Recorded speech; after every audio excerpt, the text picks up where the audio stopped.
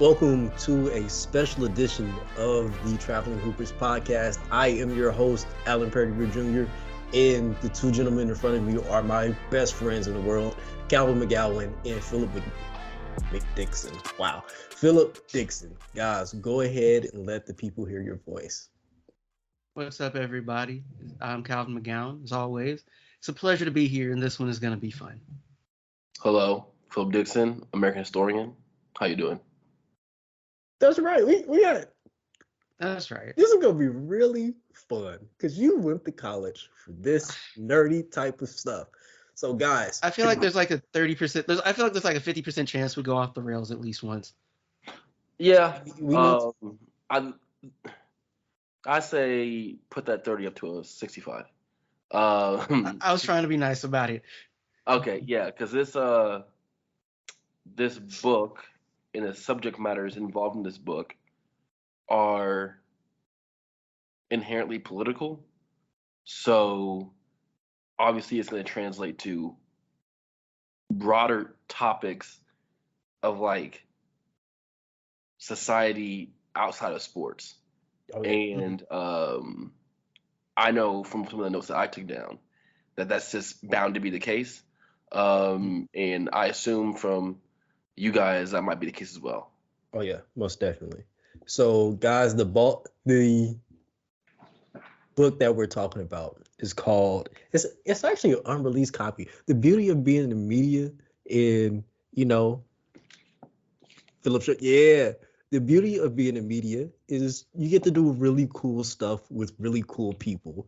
And one of the first really big things that we get to do is review a book that's not even out yet. It's supposed to come out March 3rd. It's called Blackballed by Teresa Runstetter. And it basically gives the early history of the NBA. And by inclusion, it also talks about the ABA.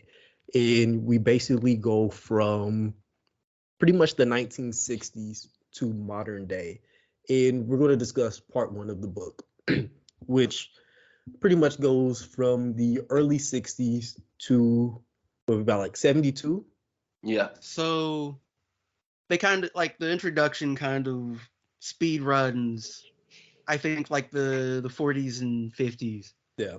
Which is very necessary. Yeah, and so, well, I mean, like there was stuff we're talking about going on, but it's just not where we're focusing, right? The focus, right, late 60s, right through like the 70s. Yeah, I'm just saying when your league come out and there's no people with melanin in it for it, nobody cares, bro.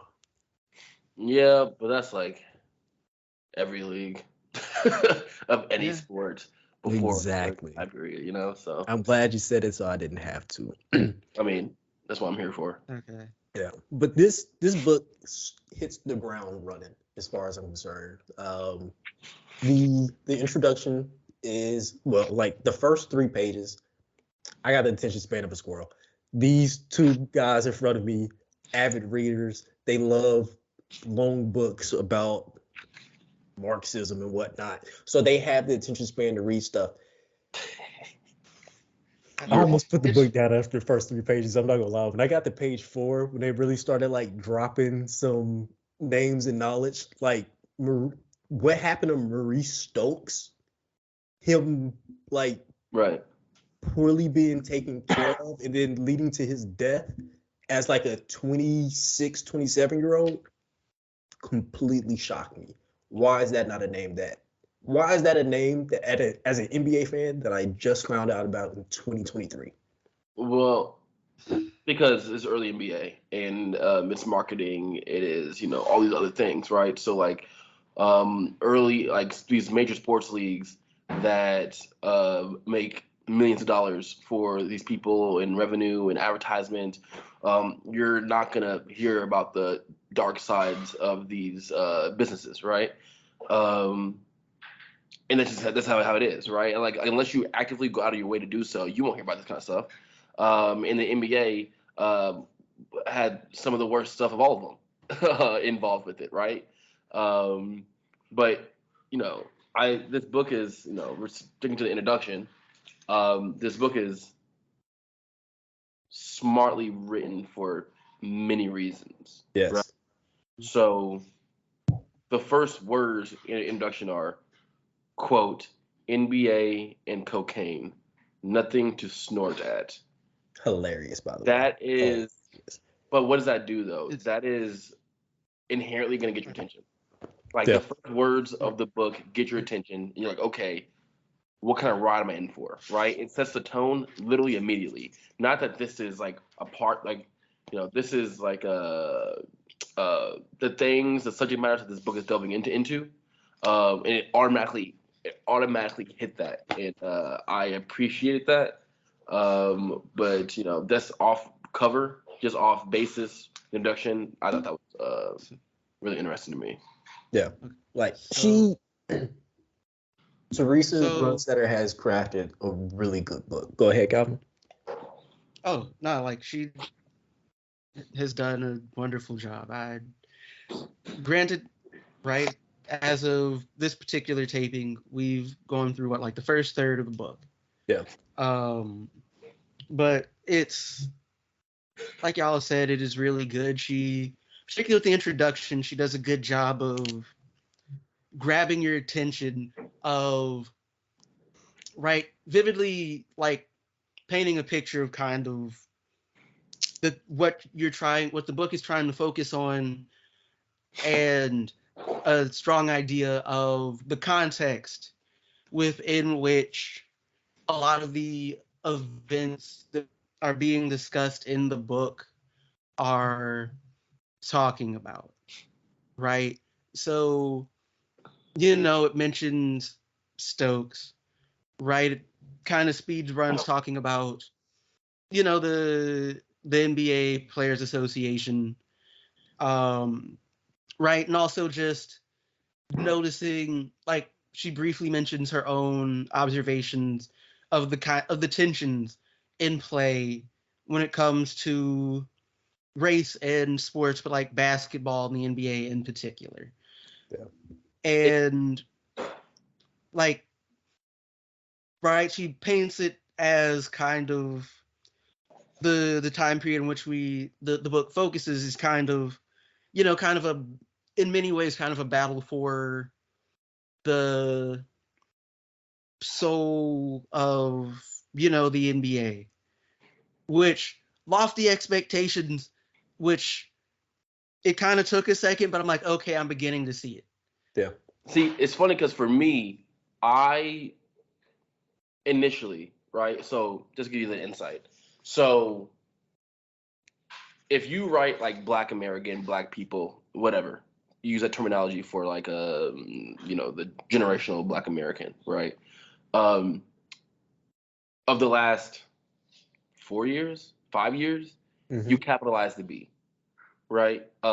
You capitalize the B because like if you were to talk about white people, right? Of like in America, you don't capitalize the W because white people, they are Italian, they are Greek, they are Irish, they are whatever it is, right? Like the background of that said individual is known. But for Black people, it is systematically not known. So like that is what we are as a people. So you capitalize a B. But in terms of like historical scholarship, that is like a new thought process and a new way to go about things. So when you read a book talking about subjects of this matter and the B is capitalized, then you immediately know, okay, this person is in tune with the scholarship at the time. I was just looking at a book because I'm also reading 1619, right? I'm reading that book right now. And somebody showed me a book talking like kind of like a going against 1619 and like what it's doing. And in the book that they showed me, the B, it came out in 2001 and the B was lowercase, and I immediately was like, this person's not up to date with their scholarship, so why should I like take that with a grain of salt? You know what I mean? Yeah. So like immediately open the book, I see this, I go, okay, this person's like in tuned. And then on page 6, I was just looking at this, so I'm gonna read a little bit real quick, if you don't mind. On page 6, it says, By the late 1950s, the NBA was a league on the verge of racial and labor transformation. Elgin Baylor and the next generation of African American pros arrived just as the civil rights movement was picking up steam, and they were no longer willing to suffer in silence while playing subordinate roles. And this leaned into, me and Calvin had a conversation when LeBron James was breaking the all-time scoring record of, what is the greatest of all time and how to define the greatest of all time. And, the context of individuals early on and the outside influences that are impacting their lives as they play this game, stress levels and, what else they got going on in life and, just health and so on and so forth. That stuff is also important to add on to legacy.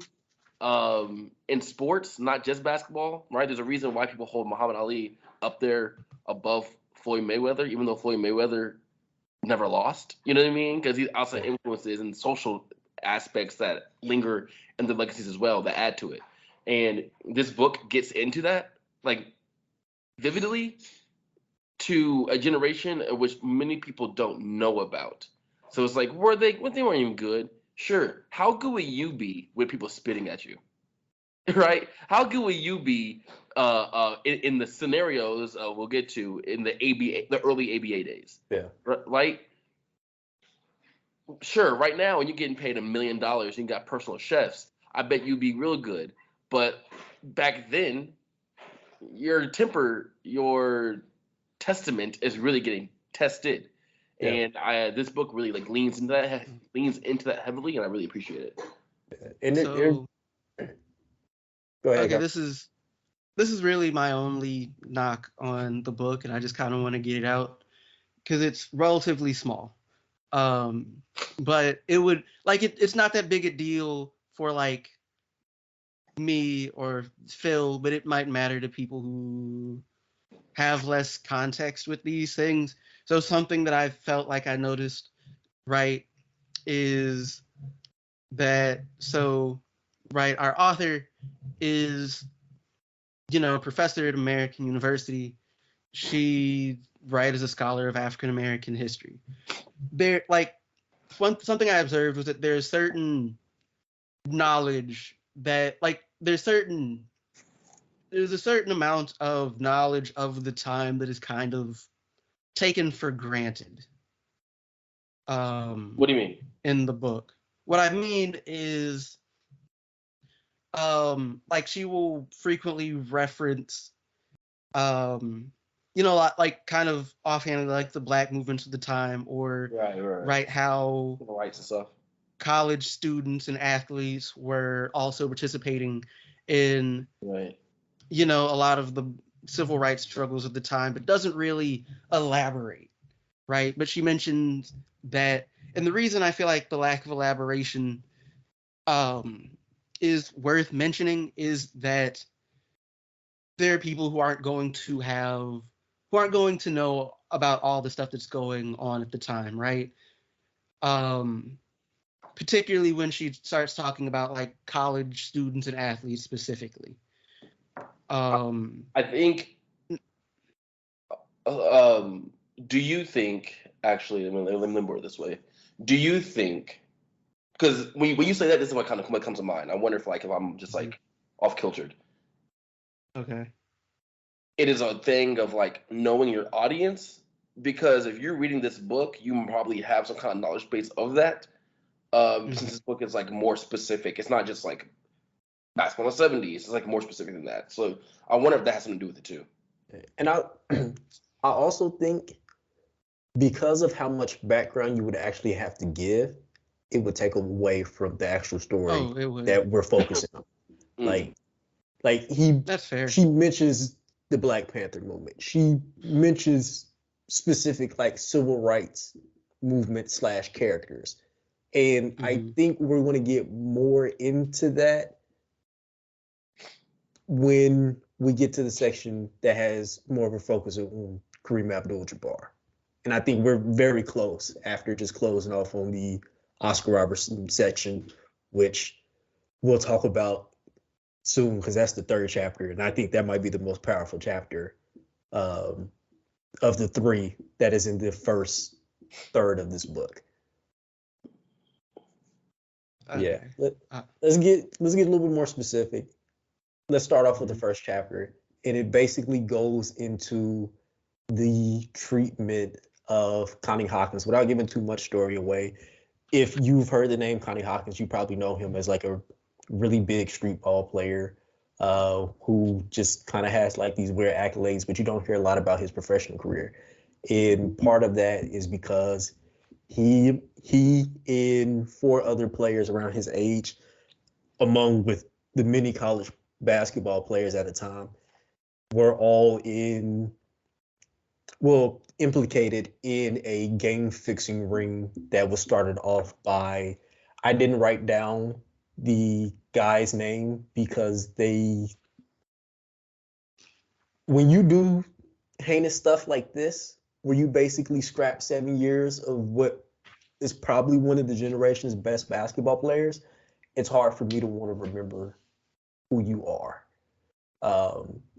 But long story short, Connie Hawkins, young black man doing incredible things in his hometown. The dudes who fix the games come in there. They give him and the guys that he's with money, and they're not thinking about it because they're teenagers. And this tends to happen when wealthy white men see that you're a talented black person from the hood. They'll throw a couple dollars at you, and on the back end, I hope that you'll look out for them.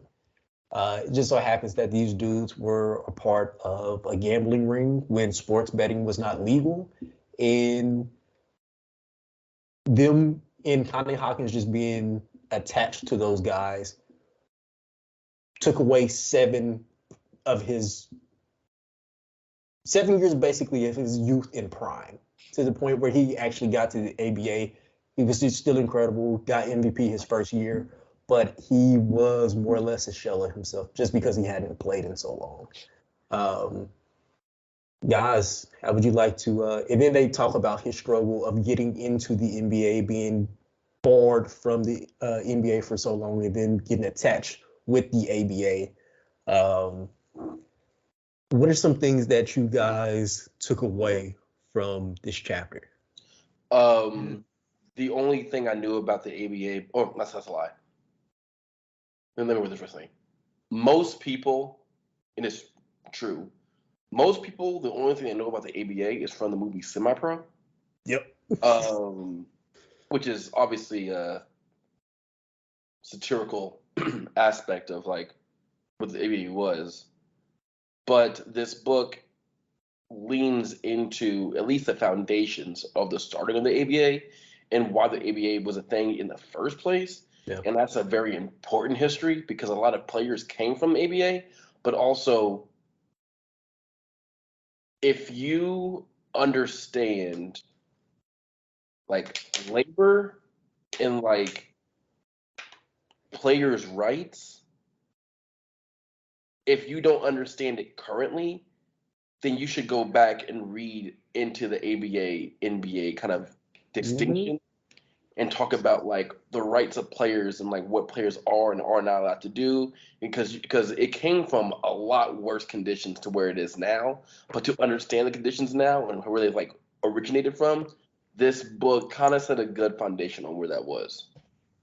Most definitely. And I think a lot of it starts with Hawkins because of, all three of the main characters in this section of the book. Right. When we get to Spencer Haywood, when we get to Oscar Robertson, all of these guys are a part of landmark cases that set the foundation for the NBA that we know today. Right. Like, and we'll get more into that. This is where the NBA PA is basically born. It's actually born like a couple years before. When I can't believe we missed this part from the introduction. They was about to boycott the 1964 All-Star game. That is another weird NBA fact that I feel like we should know. I know who Dave DeBusschere is, but I don't know that they was about to just be like, we're not playing. Right. Until you meet these pension rules, which they did not. At least not for a few years down the road, which is Yeah, I mean, once again, crazy. it goes into the fact that, and is this, I don't know if it's this chapter or next chapter. I have to look. I took notes, but it talks about like business, right? Mm-hmm. And like the NBA is a business. So who are the product? Who are the commodities? That is the players. Now, what do players? How can players take advantage of themselves, or how can they just engage in that as well, and like in conjunction to like how the league or like the team's ownership organization, how they engage with the players. All that's very very important. Um, you have the unions, and you have the player associations, you have all this kind of stuff for a reason, because it all stemmed from dumb situations like this. Mm-hmm. Incredibly important history that, once again, like you mentioned, Alan, most people don't know about. At all. And as a person who's not a historian by any means, like I will, we've been doing this podcast for 5 years. For the first 4.5, I made it very obvious I do not care anything about the league before the 80s. There are players that are great that came out of that time, but I don't care about that era. That is a lost, bygone era. And I know I'm counting out a lot of really good, talented players. I did not know how important historically that time period is. And I'm glad that I got to learn through this book, because there's a lot of it's a lot of stuff in here, man. And unless you guys have anything else to add, I think we should get to the second chapter, which focuses on Spencer Haywood. Okay. So I would just like to say that I'm admittedly not entirely sure. Like, I don't want to spoil things, but I'm not entirely sure how deep, you can go. Right. But like you said, it's the 70s in particular, right, is kind of treated like a dead period. Yeah. When we talk about the league, right? Because people talk about, right, the 50s, 60s, like mainly like the 60s, right? The 80s, the 90s, like 2000s now. But you don't really hear about the 70s. It's kind of considered a dead era. And like what this book showcases is that's very much not the case. There's a lot of, it basically boils down to labor rights disputes. Related note that I only know about because of this book, and it's not really a spoiler. The MLB is apparently exempt from antitrust laws. Yeah. And that's a thing for some reason. I think that's the beauty of owning your own grassroots system or minor leagues. I think that's the only thing that saves them. But that should be the direct thing. I think I looked it up. The justification was dumb. They made the argument that it was exempt from antitrust laws because what it was doing, right, was not like, it wasn't, the judge claimed, and this was back in like the 20s, that the MLB was not engaged in interstate commerce. And because of that, they were exempt from antitrust laws and remain so, basically. And I need y'all to hear that again for the time period, to let y'all know that this isn't specifically about race. This is, as far as I'm concerned, it stems from it being an economic issue. The people who have a lot of capital see the people who do not have a lot of capital pretty much the same way. You can add race in there that makes it a little bit more strenuous, but I feel like that's when you get into tiers. Like, they truly, especially during that time, seemed like they thought they were above us or anyone who did not have enough money to play the games that they had. Because in the 20s, that was pretty much an all Caucasian league. And they were like, y'all don't get nothing either. So, right. keep that in mind if you've listened this far and you think this is just strictly a race thing. It is a race thing, but there are layers to this. I mean, people don't understand in terms of sports.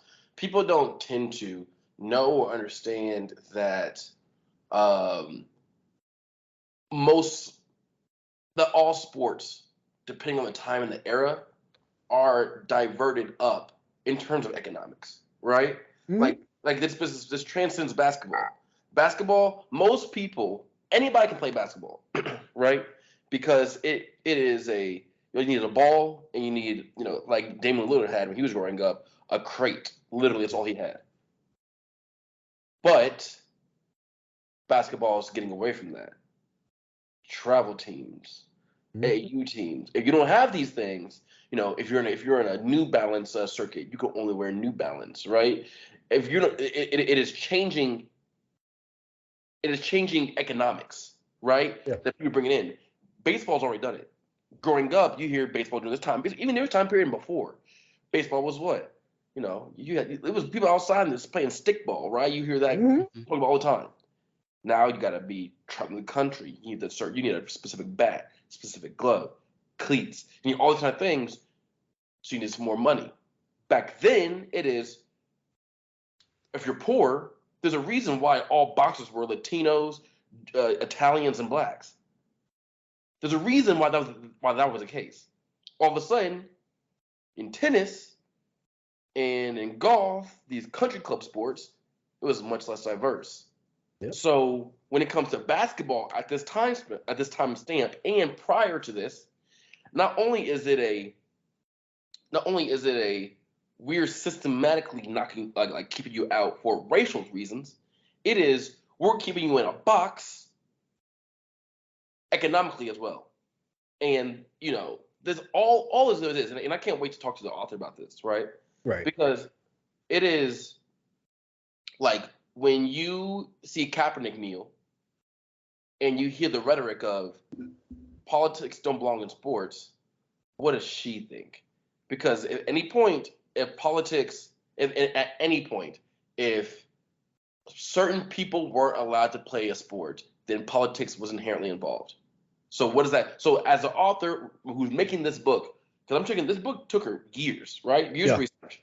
So as that rhetoric is going around, what is her thought process? Like I'm curious because if you know things, if you're just aware of like the history of sports, you know that's a ridiculous statement. But like, is it exposure? Is it all of that is what's going through my mind as I'm reading this book, especially in chapter 1, 2, 3. Yeah. And our conversation just now opens up the perfect segue to talk about Spencer Haywood's situation.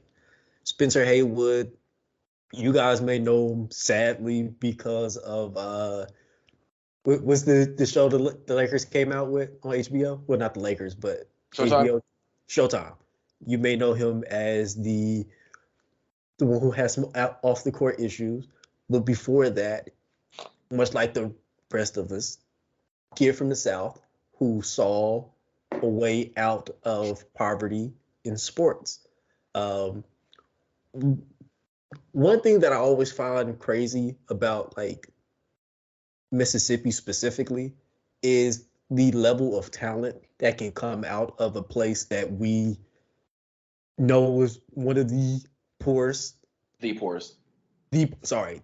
the poorest state in our union, and is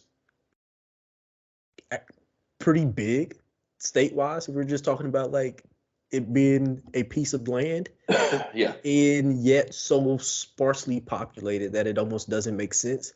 And yet we have 3 Olympians who all grow up together in the same town, and Wilma Rudolph, Spencer Haywood, and Spencer Haywood's girlfriend, who I'm sorry, I do not remember her name right now. But I'll make sure to put it here in the edit. But the stuff that we learned about Spencer Haywood during this time and his struggle of all the stuff that he went through in college, and then all the stuff that he had to endure to even get paid for his services and his skills are absolutely insane. This is another pretty much 5-year legal battle of him trying to figure out where he can actually make a living for him, he and his family, But while also being called greedy, as if people don't know where he came from, and the fact that he is doing this basically for legacy reasons and to move his family out of what okay. So may mid I? Jim Crow era. Mm-hmm. Oh, so okay, I want to talk about this in a little bit. So, um, and this doesn't get into super heavy spoilers, but just so anyone, listening to this is clear, um, something that is made clear in the book is that the ABA was basically just a bunch of rich dudes trying to get into the NBA playing Rich the lawyers long game. specifically. Huh? Rich lawyers specifically. Well, it wasn't just lawyers though. There was a dude who owned like a trucking company. Yeah. That came into play with Hawkins stuff though, I think. Yeah. Yeah. Right, rich dudes trying to get into the NBA. And one of the things with Haywood that comes into play, well, it's a couple things. One, right, he signs super young, and the contract is, to be polite about it, not good. I thought you was gonna go with garbage. I know it was on the tip of your tongue. I was trying I to know it was on the tip of your tongue. I was debating stronger language, but let me not. Right, but he didn't know that at the time he signed. Yeah. And right, we talk about the NBA as a business. The ABA was a business. The ABA was, very much like a battle with the NBA for talent and the like. And they did a lot of creative stuff with their contracts to make them appear larger than they were in function. Without getting into too many details, mostly because it's worth reading the book just to get a grasp on this nonsense. Side note: there's, for anybody wondering, a lot of legal maneuvering in the books. Like it all makes sense. It's just fascinating. And what you will see with all of with everything that we talk about here in the book is that it's not just a legal battle, it's also a battle for public opinion. Right? Public opinion in one of the more racially, well, in what is basically the era of civil rights and black power, depending on the exact date of stuff. And owners attempting, and owners and players attempting to win public opinion, and owners kind of getting it offhand from sympathy from a lot of white publications, and those in whiter areas, just because black people shouldn't want to have things. And there's just no. I've been trying to tap dance around a lot of stuff. Don't tap dance, bro. Break dance. Go. Nah, it's We just here. Break dance. Because to kind of give context during this, right? And in fairness, y'all were right earlier that the audience for the book are people who probably already have a lot of this context, even though it should I feel like it's kind of a book worth reading for anybody who's interested in sports in particular and basketball, sports in general, basketball in particular, and want a look at at how much more lively the supposedly dead era of the league was than it was laid out to be. like the reality situation, right, is like during this time, right, which we have the civil rights movement and its million and one moving parts, right?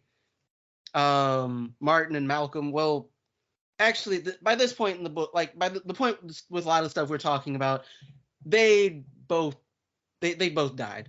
Well, they'd both been murdered, assassinated, whatever you want to call it, and we're into Black Power and people like uh, Huey Newton and Stokely Carmichael and the Black Panthers becoming more prominent figures.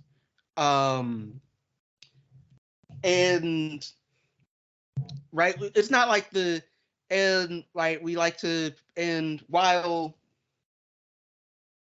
people often like to pretend as though right after the civil rights movement it was all good, it was not all good. The racists didn't go anywhere. They just couldn't say the stuff as publicly anymore. And it didn't really stop them if we're being real. But Yeah, just so because when you we can't say stuff publicly doesn't mean your actions change. exactly. And these racial dynamics as well as like a lot of politics dealing with workers' rights and whatever, which I side note, not directly related to this and probably won't come up into play during the book. Reagan is hot garbage. I will not be elaborating. That is all. But like there's a lot of like it gets into a lot of politics dealing with workers' rights, but also just like how that plays in when we start when the workers have brown faces. Yeah. Right. And how like you can see the like and like during that period, right, workers' rights were still kind of a like unions still had some sway back then. Oh, and Right. they were fighting tooth and nail to make sure sports was not unionized. Oh, that too, yes. But Also, like just side note, currently, um, if you're anti-union, I look at you differently, like as like a person.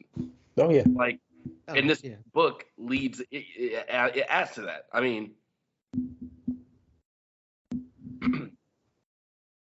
business in the way businesses ran, business code of ethics in a general sense, or it to gain the highest amount of profit, the people at bottom suffer. Period. Mhm. I mean, right? That's like capitalistic system. That's like what that is, right? Yeah.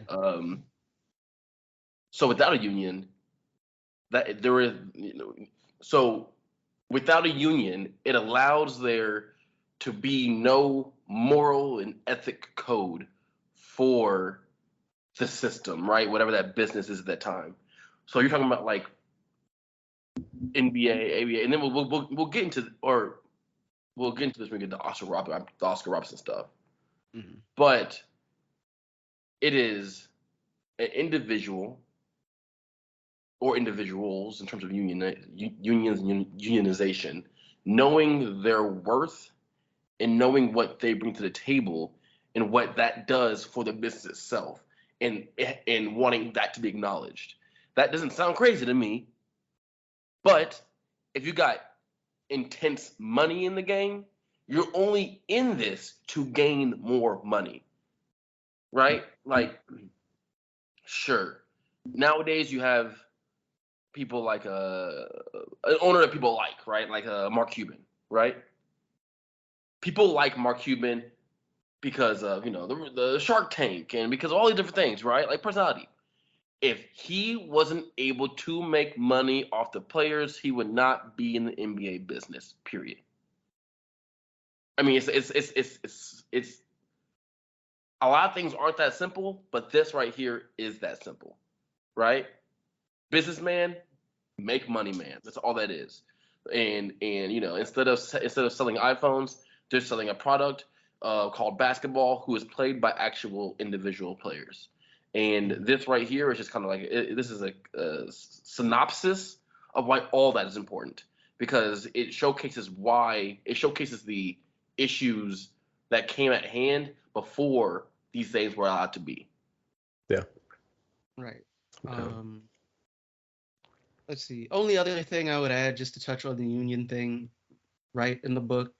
Basically, the just to touch on real quick, the NBA's Player Association, as we know it to be now, didn't, like, I just like people to know, it didn't really come about until around, like, a little before this time period, when like black players became more and more common, and just the whole, because in the book, right, it mentions that the Players Association was really, I'm gonna say lenient, for lack of better phrasing, with the owners.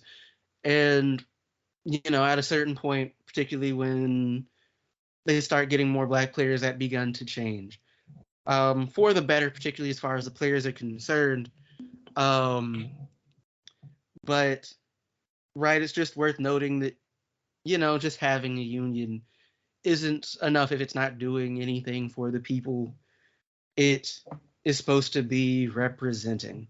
But even sometimes it can go too far, aka cop unions, right? So like there are Cop unions should not exist. Yes, but with that being said, though, right, there are levels to these things as well, and being able to understand and engage in the matters of situations at hand, and you just have to have a strong knowledge base of this.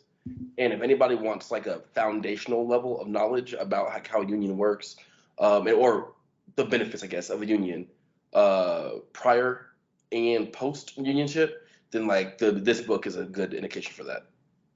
Most definitely. And guys, I need you to understand something. We are leaving a lot of meat on the bone when we're talking about this book, because of how dense it is with information. We could literally have an episode just on the introduction. That's how much knowledge is dropped in less than 20 pages. Every single page is basically a 10-minute segment in itself. When we talked about Connie Hawkins, we did not talk about so much purposely for time reasons.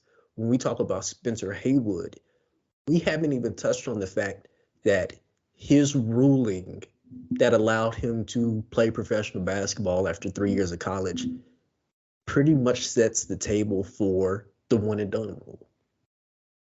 Mm-hmm. There's a lot that we have to kind of leave off. Is there anything else that you guys would like to say about this chapter before we move on to the Oscar Robertson? I'm not even gonna like try and add to the chapter stuff. I'm just, everybody, what you need to understand is some of what we're doing is walking around stuff or not talking about stuff directly to not spoil stuff for you. This is a really good book. It's worth you picking up and taking the time to read. And like, also, again, like Alan said, we can't get to everything in a reasonable time. So yeah. On to one of the NBA Players Association's leaders, Oscar Robertson. Yeah. Hey, Oscar Robertson is one of the baddest human beings I've historically. He seems so nullified, and then when you see him in interviews today, he does not seem like the badass that he clearly was during his playing days. He seems like a jovial older dude who's just kind of like, yeah, this happened. Nah, bro, this dude got bars. I wrote in my notes, word for word, Oscar Robertson got that dog in him. Oh, yeah. I know it's very lame. I was driving when I wrote it, but that's what it is. He is a bad man. But to give a little bit more, light, this is the chapter where we really get into the battle for unions and fighting for players' rights and their ability to make, one, a living wage, two, when you really, the players are being knowledgeable about what was happening in the past compared to now. And we also see a lot of the dirty business of business and how they hit a lot of their financial stuff. And as a person who has a business degree, when they started talking about the numbers, and we're like, there's a section of the book where they talk about how, I want to say for 67, and it's not consecutive seasons, this is like as a whole, of the 67 seasons that were played during the ABA's first, I want to say like 15 or so years, only 21 of those seasons for teams were profitable. And they did a little digging, found out they super fudged the numbers, and you see how grimy all of this stuff is. And this is where you really get a look. Well, you see it throughout this entire part of the book. But I feel like this is the crescendo where you see both sides of the media. I mean, black media and white media being like, y'all going too far, and all of the barbs that fall on these guys during this time, and the fact that they kept fighting for what they knew was right and what they would eventually use to set as a precedent is absolutely amazing. Anybody that sits out because of money, never knock. Right? Like, that's one of the things I got from this chapter. Because you hear about it all the time, right? In multiple sports. It is, I am not, so-and-so didn't show up to training camp because they're holding out for some kind of payment, so on and so forth, raise, whatever. And then you'll hear the rhetoric around that, depending on who the individual is, will either go one of two ways, right? It'll go it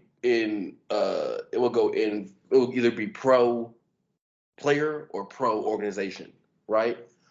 Me personally, always gonna be pro player. Oh yeah. But this, and seeing what Oscar Robertson did early on, of like, no, you're not gonna make all that money off me, and then me make pennies and cents in return. The numbers are drastically different now, but in the day, in terms of percentage, they're probably about the same, right? Okay. I mean, the advertisement and all the numbers, attendance, whatever, all these numbers that these NBA teams gain from all different avenues in comparison to what they're playing. Not everybody's getting these millions and millions and millions of dollars like LeBron or like Anthony Davis or like, all these superstars, all these superstars, Steph Curry. There's a lot more non-Steph Currys than there are Steph Currys. Yeah. So individuals who are doing something to establish self-value in terms of the dollar, in terms of gaining, which I can also easily transition, which, once again, talk to the author, I'm going to transition this to college, right?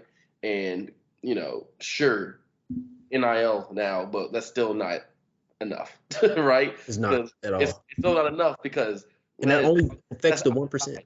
That is outside the university themselves need to be giving money.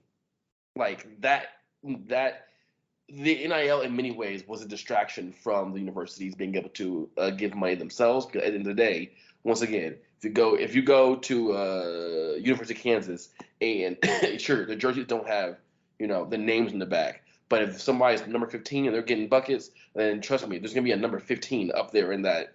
There's gonna be a number 15. It doesn't have his name on it, but we all know who number 15 is. You know what I mean? In that gift shop. So this is an easy transition into college sports and self-worth and what can that look like in the future, and engaging in that whole dialogue as well.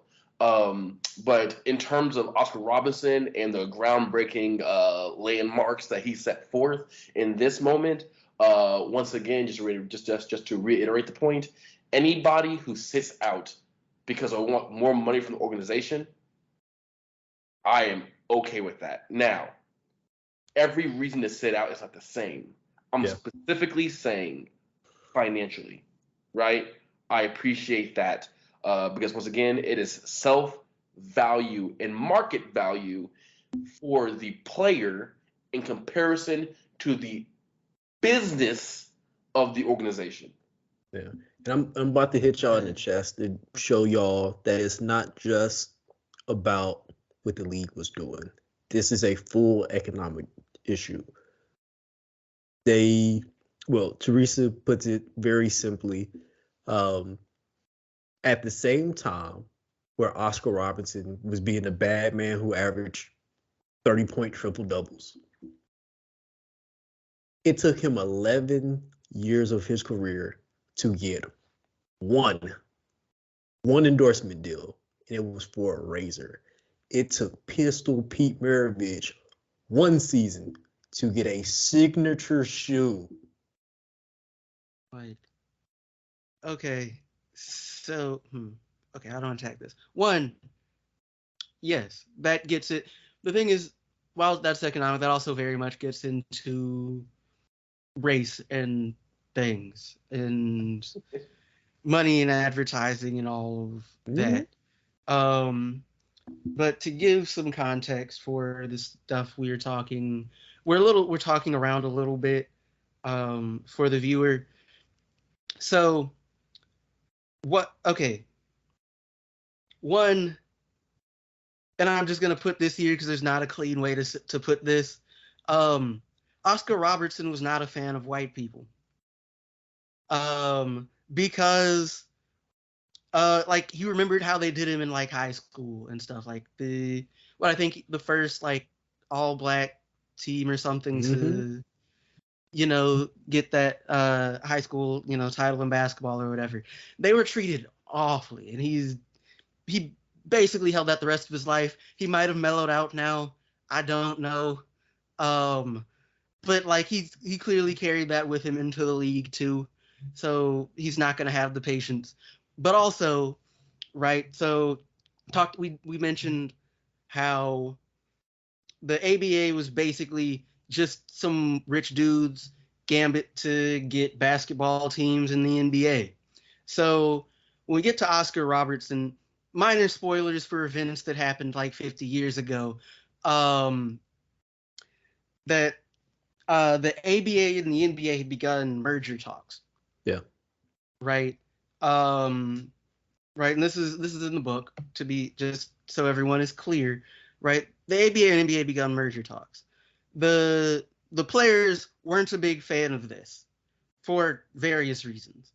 Well, they had various grievances. One of them being that it was good for them that the ABA and the NBA were separate, because that means they had more places where they could play ball that could compete for their services. Yeah. And right, the merger would interfere with that, right? There were also concerns that with the ballooning, with the increasing, like for some players, there's an concern that with the increasing salaries of these new incoming players, that older players would get pushed out because their salaries aren't as much to make room for these new kids. And Oscar was picked because he was a star player and they wanted somebody with some clout. And the NBA and ABA were trying to merge using, trying to get a temporary antitrust exemption the same way that the NFL had done about half a decade earlier. Yeah. Under that same thing that allowed the MLB that continues to allow the MLB to be exempt from antitrust laws. No, I will not let this go. This is stupid. And Oscar and the NBA Players Association, as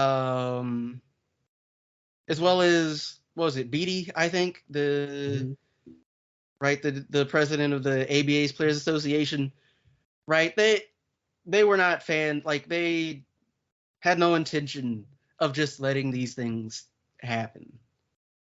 Yeah. And I need y'all to, another thing to hit you in the chest with. It wasn't just black players that had an issue with the ABA merger. Because Oscar Robertson was the face of it, it became specifically a black issue.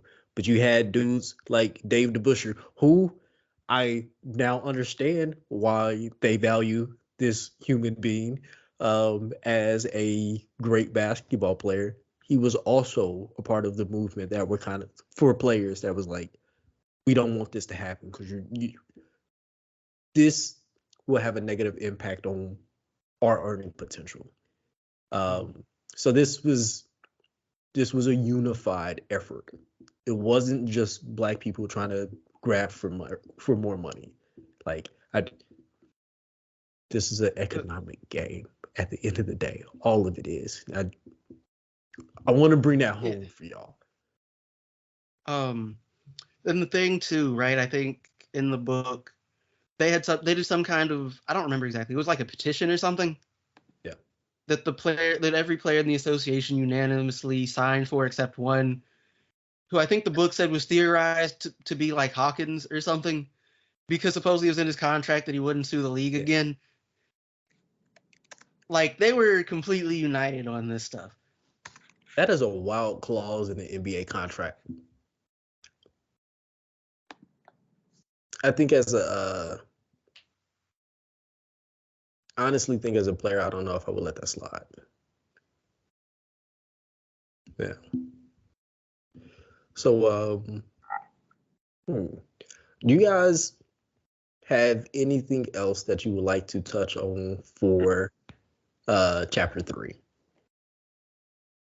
I personally do not. The first 3 chapters in a general sense just made me excited to engage with Teresa herself and kind of like dig deeper into the thought process behind motivations, all kinds of stuff behind the book. Because I think a book like this is needed in terms of like the knowledge base. But once again, to go back to the very beginning of the conversation, I do wonder who this book's for. The audience that she hopes really engages with this book. Who is that? And I'm curious what her thoughts on that. Yeah.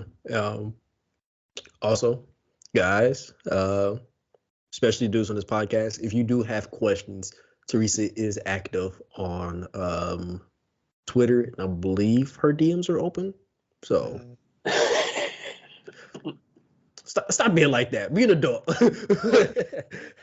This is why you refer to people as professor or like doctor, so that we don't run into these kinds of issues, sir. We're adults. Professor. We know what we're here for. Professor. But you know what? From now on, refer to me as Professor Dixon. Thank you. Continue. No. Guys, again, this is just part 1 of hopefully a 4-part series. We're going to do part 2 coming soon, part 3, and then we would like to have Professor Teresa Runstetter on the podcast. We'll definitely make sure we're getting everything figured out how she would like to be addressed. Yes, thank you. But again, stay tuned. This is going to be a great read. Probably won't be on bookshelves in Florida, but that's besides the point. We won't get into that. But thank you guys so much for tuning in to this special episode of the Traveling Hoopers podcast. I have been your host, Alan Pettigrew Jr., and my friends in front of me will sign us out. Once again, right? Pleasure, everybody. I'm Calvin McGowan. Thank you for joining us for another episode, for this special episode of the Traveling Hoopers podcast. Right? Like, share, subscribe, and something in the comments. You can listen to us wherever you listen to your podcasts. And this it's just a really good book. Like, just, yeah. Yep. And my name's Philip Dixon.